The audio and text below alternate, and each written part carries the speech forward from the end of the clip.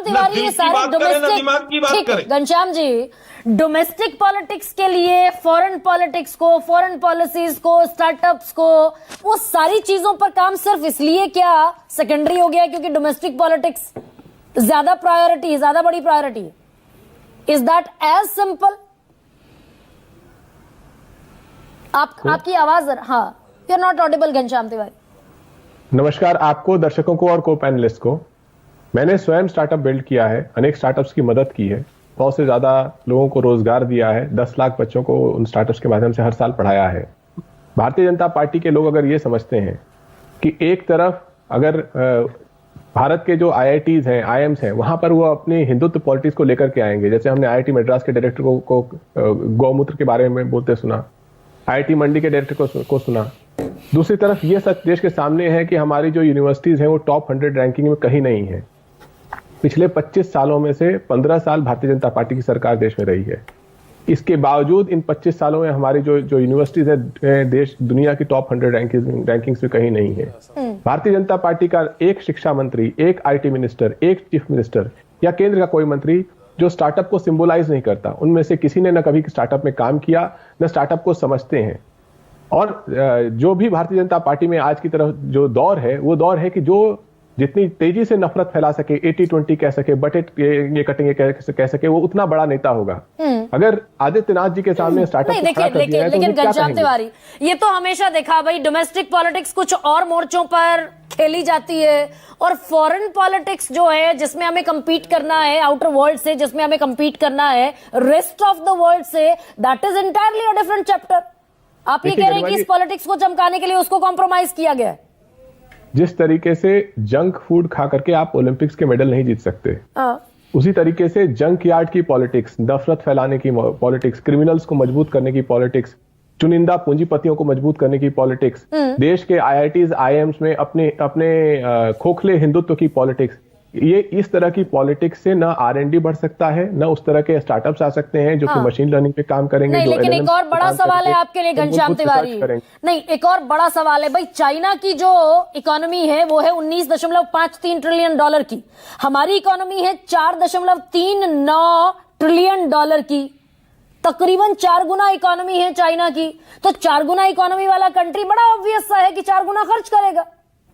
गरिमा जी, अगर हम दो गाड़ियों को कंपेयर, 2 ट्रेन को कंपेयर कर रहे हैं तो डब्बों पे कंपेयर नहीं करेंगे ना, इंजन पे कंपेयर करेंगे। अगर चीन जैसा देश है, उसने सभी जगह पर मजबूत इंजन लगाए हैं, अगर उन्हें स्टार्टअप को ग्रो करना है तो उस तरह के लोगों को वहां बिठाया है। और हम लोगों ने क्या किया है, हम लोगों ने अच्छी गाड़ियां बनाई, उसके आगे बैलगाड़ी चलाने वाले लोगों को खड़ा कर दिया है कि आप आगे की सोच नहीं सकते, आप कटिंग एज सोच नहीं सकते। एक पीयूष गोयल जी 10 साल बाद, 10 साल तक इनकी सरकार मुद्रा लोन पर झूठ बोलती रही, लोगों युवाओं को कहती रही कि 50,000 रुपए लोन लेकर के आप स्टार्टअप बना सकते हो, स्वरोजगार दे सकते हो। इस तरह की धोखाधड़ी जो युवाओं के साथ की गई कि काला धन लाके दे दिया जाएगा, 80% तो 50,000 वाले शिशु लोन है। अब उसमें क्या स्वरोजगार खड़ा होगा, उसमें क्या स्टार्टअप खड़ा होगा, ये सरकार बेहतर जाने। Carry on. देखिए, अगर आपने IITs IIMs में अच्छे डायरेक्टर्स नहीं दिए, अगर आपने रिसर्च के लिए पैसे खर्च नहीं किए, अगर आपने अच्छे IT मिनिस्टर्स नहीं बनाए, अच्छे एजुकेशन मिनिस्टर्स नहीं बनाए, अगर आपने देश में चर्चा जो है साइंटिफिक चर्चा को नहीं बल्कि खोखली धार्मिक चर्चा को बढ़ावा दिया है, प्रतिदिन टीवी पर हिंदू मुस्लिम बहस कराई है, तो आप देश के स्टार्टअप के सिस्टम के साथ केवल धोखाधड़ी कर सकते हैं। सिर्फ आप अपने नाम के, अपनी ख्याति के लिए आकर के फिर स्टार्टअप महाकुंभ में कह सकते हैं कि हमारे देश में केवल फूड डिलीवरी के ऐप्स बन रहे हैं, केवल ये बेटिंग के ऐप्स बन रहे हैं। ये IPL में जो बेटिंग हो रही है, क्या पीयूष गोयल को नहीं पता है? क्या जय शाह वहां बैठे उन्हें पता नहीं कि IPL के माध्यम से कितने सारे बेटिंग गंभीर सवाल। प्रोफेसर संतोष मेहरोत्रा, बस 20 सेकंड में इस समस्या का निदान मुझे भी और मेरे दर्शकों को भी बता दीजिए। 20 सेकंड में इतना लाख जो कर रहा है भारत स्टार्टअप के सेक्टर में, जो पीयूष गोयल का कन्फेशन है बाकायदा, how we can rectify that? इसका रेक्टिफिकेशन केवल एकमात्र है कि हमें हमारे देश को एक औद्योगिक नीति और उस औद्योगिक नीति के संग एक रोजगार नीति भी बनानी पड़ेगी। उसके बारे में एक अलग आपको चर्चा करनी चाहिए, जल्दी ही करिएगा। आपका कार्यक्रम और आपकी रिसर्च बहुत अच्छी होती है। सूर्य में 10 प्रकाश, सेकंड। आलोक जी आपको तो समय नहीं दे पाऊंगी। सूर्य प्रकाश, देखिए, मुझे लगता है कि सबसे बड़ा जो कदम है रिसर्च में कैसे देश आगे बढ़ेगा, उसका एक ही कदम है कि देश की जनता मोदी जी के खिलाफ वोट दे, कांग्रेस की सरकार आए और आगे बढ़ा जाए, वरना तो ये हिंदू मुसलमान में उलझा के मार देंगे। सूर्य प्रकाश, ये इस पूरे डिस्कोर्स का कोर्स बदलने की जरूरत है क्या?